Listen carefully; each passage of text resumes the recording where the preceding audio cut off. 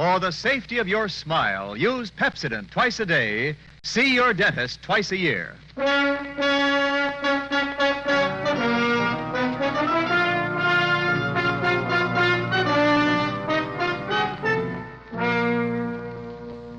Lever Brothers Company presents the Pepsodent program, The Adventures of Philip Marlowe, starring Van Heflin.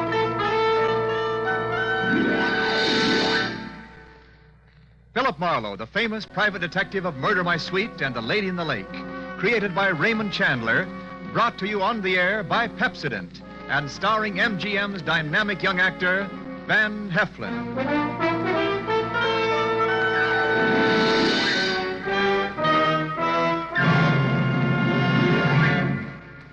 Now, families all over America have named their favorite toothpaste. New Pepsodent with Irium. New, fresh-tasting Pepsodent with a new, cool, minty flavor. It's preferred 3-to-1 over any other toothpaste. It's true.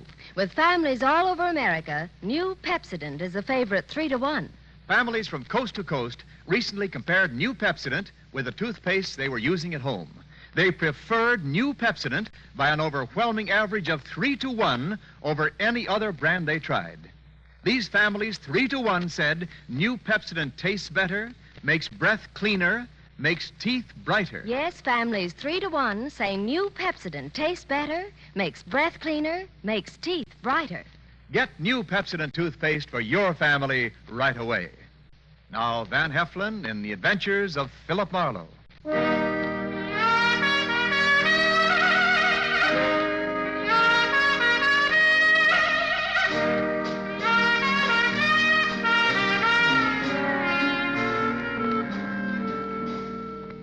Hollywood after midnight is like any other city after midnight. Night moves in and the city becomes hushed and stealthy. The nightclubs close up one by one, but now and then the police whistle and the prowl car sirens serenade the sleeper. If you've got any cop in you at all, you get on edge and you have to get dressed and go out and walk it off to relax. Well, I was relaxing past the Swank Carlton Hotel on the Sunset Strip about 1 a.m. when all of a sudden, recess was over. Hey, Marlowe. Hmm? Is that you, Marlowe? It was George Millar, the quiet-spoken night clerk of the Carlton, hailing me from the doorway, probably to Mucha Melacrino. No, I was wrong. Hey, look, Marlowe. You're very busy right now? Why, Millar? If I may be as cagey as all that. We've got some trouble on the 8th floor. Where's Curly, your fearless house dick? Tonight, he has to have a hangover. What's the beef on floor 8? King Leopardi. Do you know him? King Leopardi? Oh, that's the sweetest trumpet this side of Gabriel. Is he tenting here tonight? He's in the corridor on the 8th floor, dressed in yellow pajamas and his trumpet. There's a girl with him, and they're putting on a jam session. Well, suppose the king rejects my diplomatic notes. Well, get rough, but only if you have to. Okay, thanks. But a guy with such an ear for music ought to listen to reason. All right, I'll be down 5 minutes more.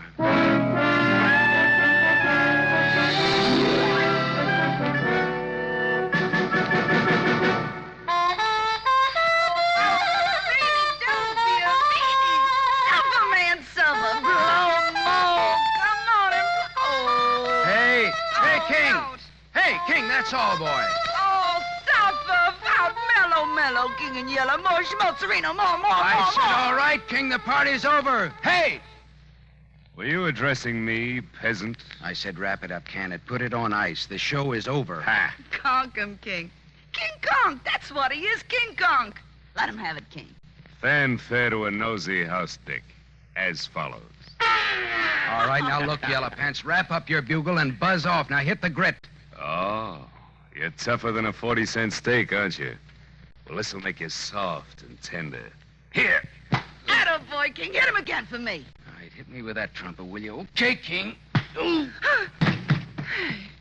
now, come on, get up, get dressed, and get out. How can he? He's out cold. I'll be glad to pack for him. And you get back to your room, too. Listen, Copper, I don't have to do anything. Get going, sister. Come on, jump.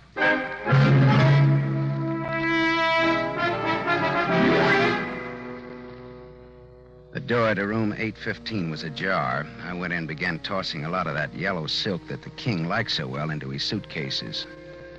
Something at the small desk stopped me. Tucked under the corner of the desk blotter was a note. It was assembled from words and letters cut out of newspapers and pasted on a telegraph blank. It said, 10 grand by Thursday night, Leopardi, or else. Her brother. I slipped the note in my pocket and went out in the corridor just as the king staggered past me into his room. I could get an infection from the dirty look he gave me as he slammed the door after him. The door 2 suites away opened a crack and then shut again very quickly. I went over and knocked. Beat it, copper. I want to talk to you. I don't want to hear from you. Okay, here I come, sister. Ready or not? I'll blow you down, so help me, I'll let you have it. Lay that pistol down, babe. Come on, Get out come before on. you pick up weight you didn't count on. And what would the little girl be doing with a .25 automatic, I wonder? A girl needs protection with insects like you around. Look, what's your name? Little Bo Peep. Okay, but what does little boy Blue with a horn mean to you? I admire his work. Do you know King Leopardi? No. Well, what are you doing in a place like this? I can tell you can't afford it. What's your angle? I won a soap contest. All right, baby. You want it that way? What are you going to do? I'm going to make a phone call. It won't cost you a nickel. Hello, desk. Millar, it's Marlowe. I'm calling for the lady in room 811. She's checking out.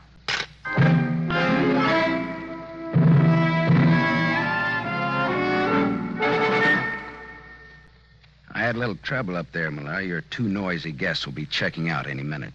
Okay? Oh, well, I hate for things to happen on my shift. Well, the king bopped me with his bugle, and the girl had a gun. Gee, nice people. Yeah, how come you put a floozy like that girl so close to the king? Well, I didn't. Another Quillen, thing. the day man did. Look, there was a receipt for rent to Miss Marilyn Delorme on the telephone table in her room. Well, that wasn't the name she gave Quillen. Apartment 211, Ridgeland Apartments, Cord Street, L.A. She lives right in town in a cheap neighborhood, but she checks in here at a price she can't afford and gives a phony name. Now, why? Why?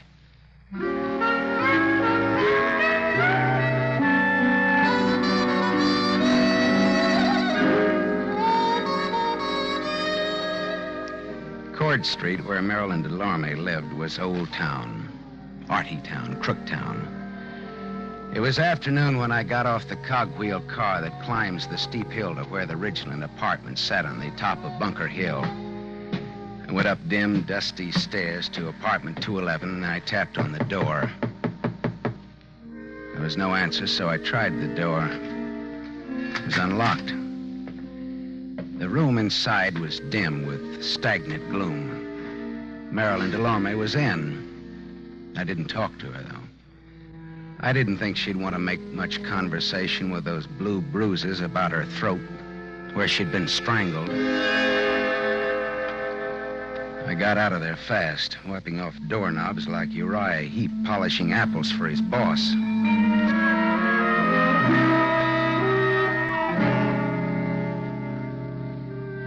I found King Leopardi at his job at the Club Belvedere. He was relaxing at a table in the bar with a kind of a girl commonly referred to as a knockout. She looked tall, and her hair was the color of a brush fire seen through clouds of dust. I pulled in my chin and then walked over to the table. Hello, Leopardi, old maestro. You remember me? I'm sorry, I can't say that. Why, you dirty keyhole snooper. King, please don't start anything You again. left a certain little note in your hotel room last Get out, night. dime a dozen. That wasn't all. That dame with you I last said night. beat it. King, sit down. Beat it and take this with you. There's not much snap in that punch, King. Would you like to try it again? I have had some drinks. I'll see you later when I'm okay. See you later, too, Dolores, after the floor show. I'm sorry, Miss... Sit down. You've made us conspicuous enough as it is. Now, wait a minute. Sit Look, down. All right, thanks. Well, that's what I get for being a little gentleman and letting him pepper me without a comeback. No, he's always spoiling for a fight. The king just can't control his dukes, can he? You better have a drink. All right. Coke with bitters. That's what I love about Hollywood. You meet so many eccentrics. Yeah, but you see, I'm the kind of a guy who starts with a short beer and wakes up in Shanghai with a full beard. Is this on me or is it on you? Well, that depends. Well, how's champagne? Mum's cordon rouge, shall we say, huh? It's on you. It's on me. Coke with bitters. How did you get to know King Leopardi? Oh, I just happened to throw him out of his hotel last night. Oh, house detective, huh? No, filling in for a friend. Philip Marlowe, private investigator's the general tag. Oh. How did you happen to get to know the king? I once sang in his band, but not for long. Well, then, look, tell me, would it be hard for a woman to get to him? Only if he was surrounded by a wall of fire. If the woman had a gun? Why? Well, I found this threat note on his desk last night. It asked for $10,000 or else, and it's signed her brother. Well? Well? Yes. A woman with a gun could get to him, and everybody would give her a great big hand. Mm-hmm. Well, I'll skip that Coke and bitters and say good day and thank you, Christabel. The name is Dolores. Oh, good afternoon, Miss Drury. Chiozza. Dolores Chiozza. Oh, Chiozza. Fare thee well, Miss Chiozza. Formal, aren't you? So long, Dolores. So long, Philip. If I hear of anything, I'll toss it your way.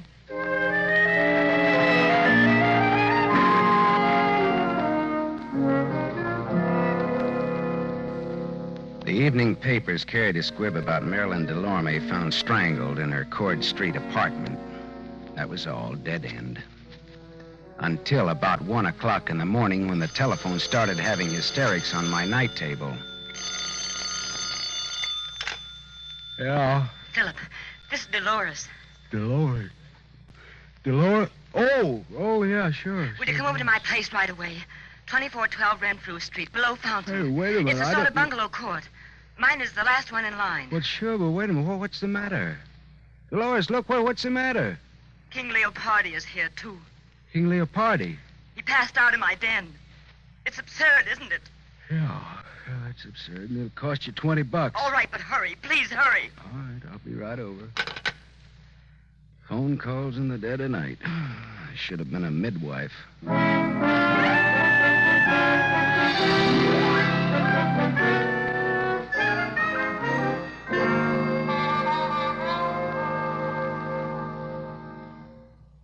Oh, come in, Philip. I'm sorry I woke you at this hour. That's okay. I always get up around this time anyhow to take my bitters and answer phone calls. Where is he? May I have a cigarette? Sure. Thanks. Right.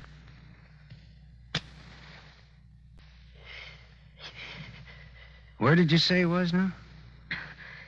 In my den. Oh, Philip. Philip, he isn't drunk at all. Did you really think he was drunk? He's dead. What? The king is dead. Long live the... With my gun. Well, good for you. The lady wins the large Cupid doll. Hey, come on, let's go and look at him.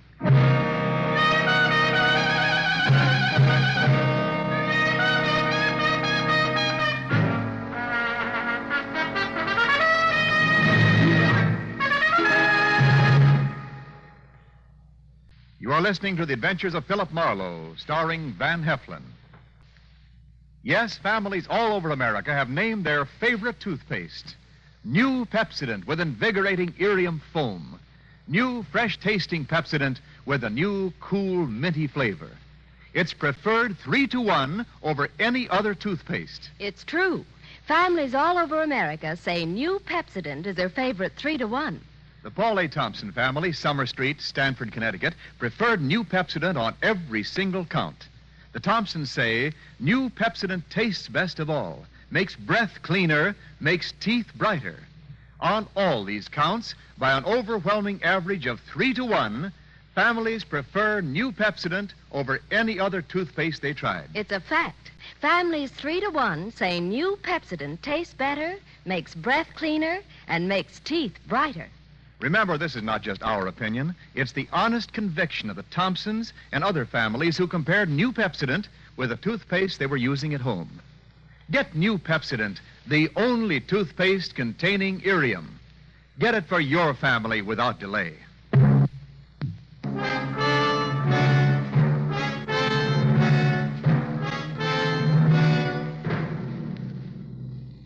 We continue with the adventures of Philip Marlowe, starring Van Heflin, who appears by arrangement with Metro-Goldwyn-Mayer, producers of The Huckster, starring Clark Gable.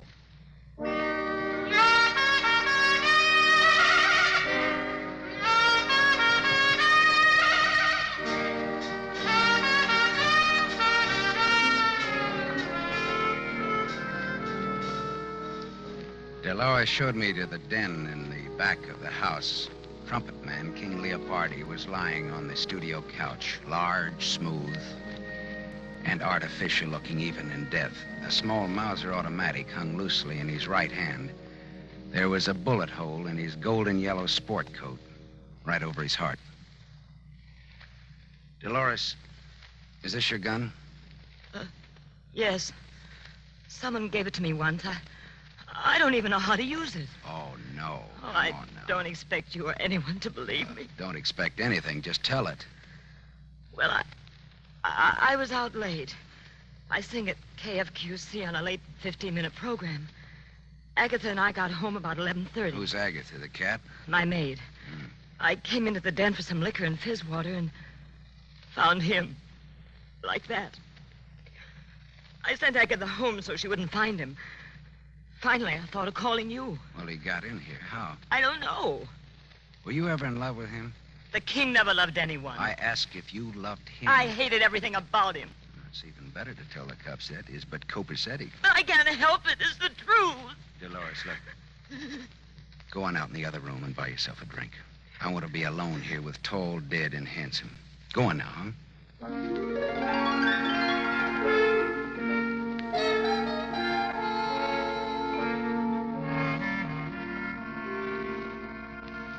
After Dolores had taken her white face out of that room, I could work better. I went through the king's pocket and found his key ring. One key fit very nicely in the lock of the back door.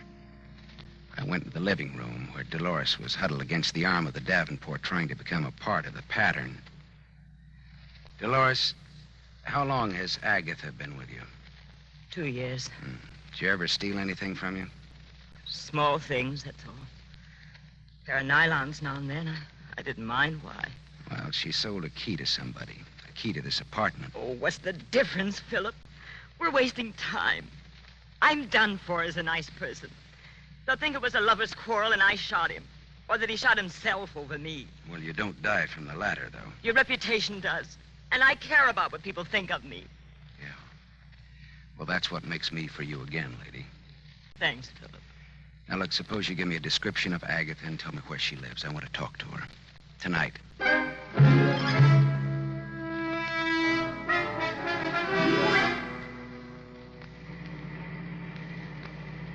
I drove down Brighton Avenue looking for the house Dolores had described to me. All at once, I slammed on my brakes. In the driveway of a vacant house stood a small coupe. Dolores had described Agatha's car, and that was it. And Agatha did not live in an empty house.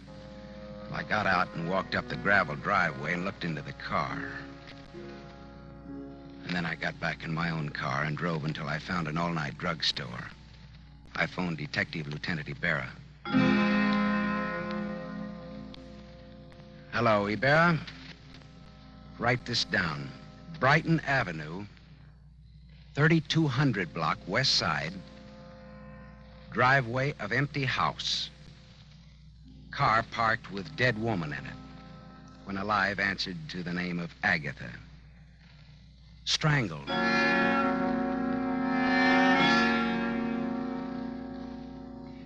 I went back to the Carlton Hotel where it all started the night before.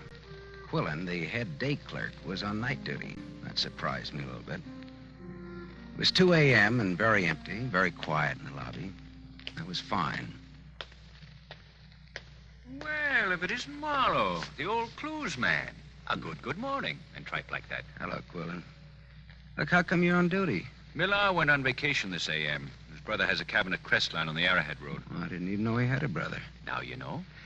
Quillen, look, how come an old hotel man like you registers floozies like that Marilyn Delorme on the same floor with people like King Leopardi? What? You heard me, mine host. I didn't register the girl or Leopardi. Millar did. What?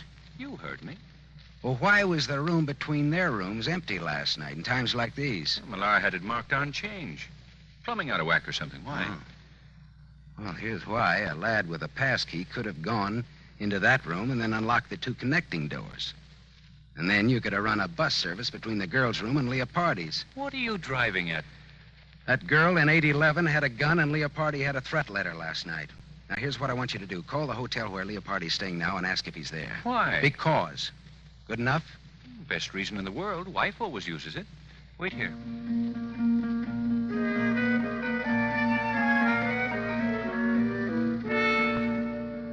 In about 3 minutes, Quillen came back and leaned on the counter again.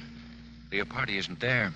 I talked to a guy in his suite who was almost sober. He said Leopardi got a call about 11 from some girl. What girl? Well, he didn't know. But Leopardi went out preening himself. Okay, thanks, Quillen. Anything to do with that brawl you had with Leopardi here last night? No, all in the spirit of boyish mayhem. Oh. That 815 has a jinx on it, you know. Girl shot herself there 2 years ago. What? A girl shot herself there. Yeah, you said that, but what girl? I don't know what her real name was. Look here, Quillen. I want to see your hotel files of that day 2 years ago and all the newspaper clippings about it. Come on. All right. Let go of my arm physical culture. I'll get the keys to the record room.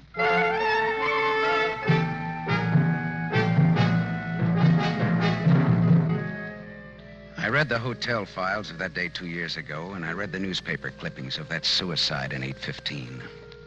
Then I asked Quillen just where George Millar's brother had his cabin in the mountains.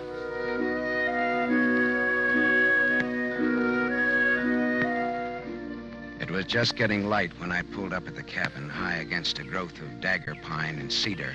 Smoke was curling from the chimney. Someone was awake. George Millar himself opened the door. Well, Marlowe! Well, gee, it's good to see you. How'd you ever find us up here? How about some bacon and eggs?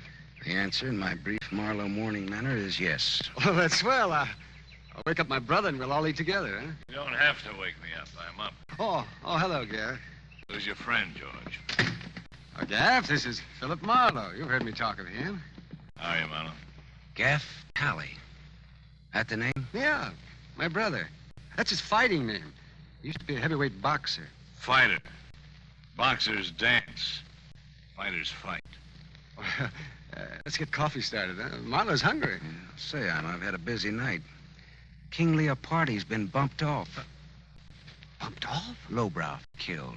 Vernacular for murder. The king is dead, though. Where? How did? In a girl's apartment. Nice girl, too.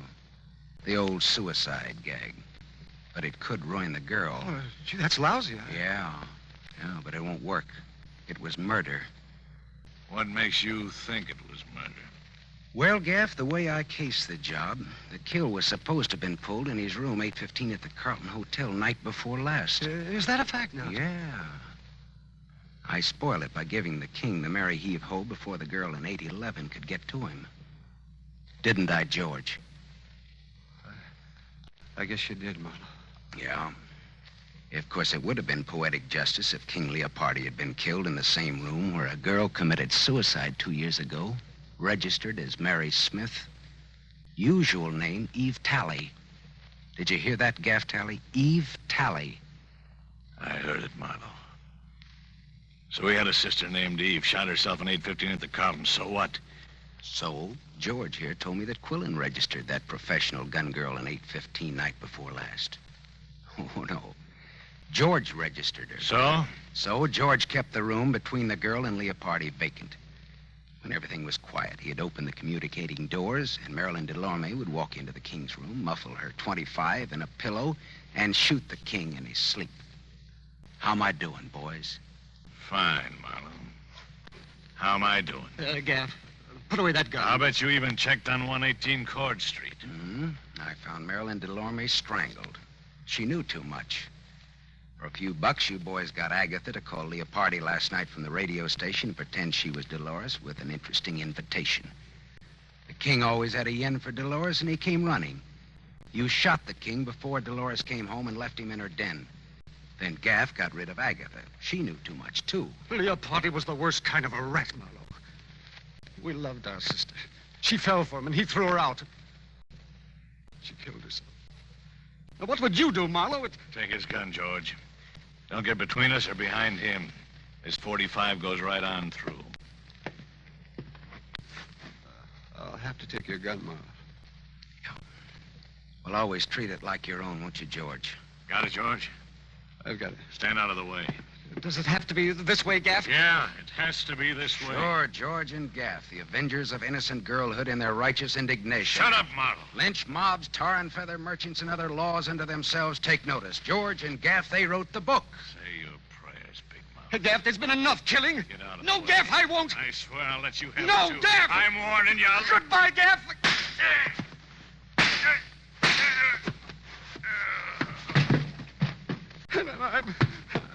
I'm sorry, Gaff. I had to do it. George, he's dead. Listen, I had to do it, Gaff. I just had to. You understand, don't you, Marlowe? Yeah, I understand. He was a killer. He killed 3 people. He wasn't going to kill a 4th. I wanted to finish Leopardi out in the open and take what came, but Gaff tried to do it cute. I didn't know Leopardi was dead until you told me, Marlowe. I believe you, George. Yeah. Here's your gun back, Marlowe. It shoots fine.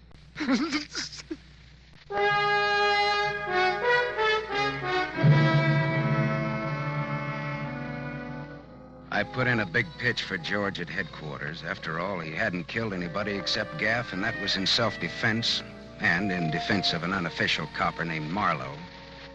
He won't get off scot-free, but he won't inhale cyanide either at the taxpayer's expense.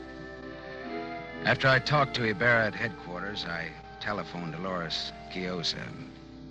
I didn't give her the sordid details, but just told her not to worry, that she was in the clear. Philip. Oh, thank you, Philip. I'm so relieved. I'm so grateful. I'm so thirsty. Well, come on over then. Hey, wait a minute. Now, is this fiesta on you or is it on me? Why? Well, I mean, do I drink Coke and bitters or Cordon Rouge? It's on me. All right, then champagne it is, baby. But look, let me bring the glasses, huh?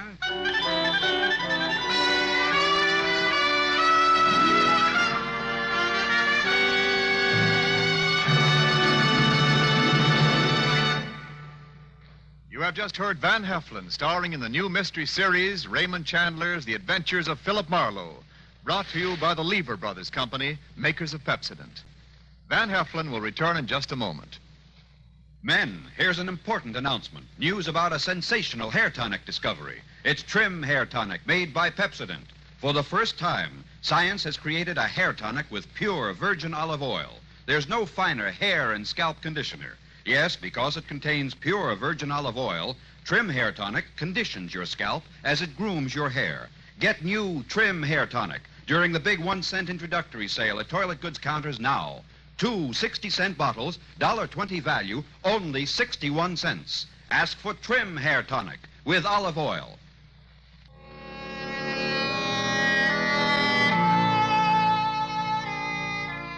Now, concerning next week's show, here's our star, Van Heflin. Philip Marlowe crouched in the darkness of Beverly Glen and waited for those footsteps to come closer. And then all at once, the Sandman hit him without bothering to remove the sand from the sandbag. And when Marlowe woke up in the morning, his wallet and his gun were gone. And he was wanted for murder.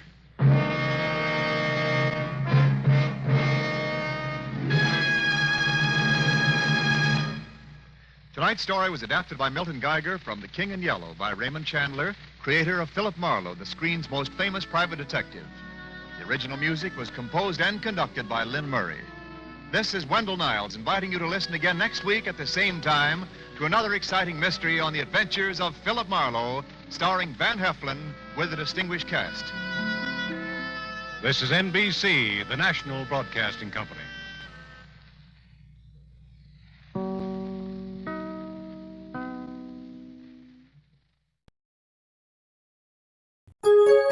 VintageRadioshows.com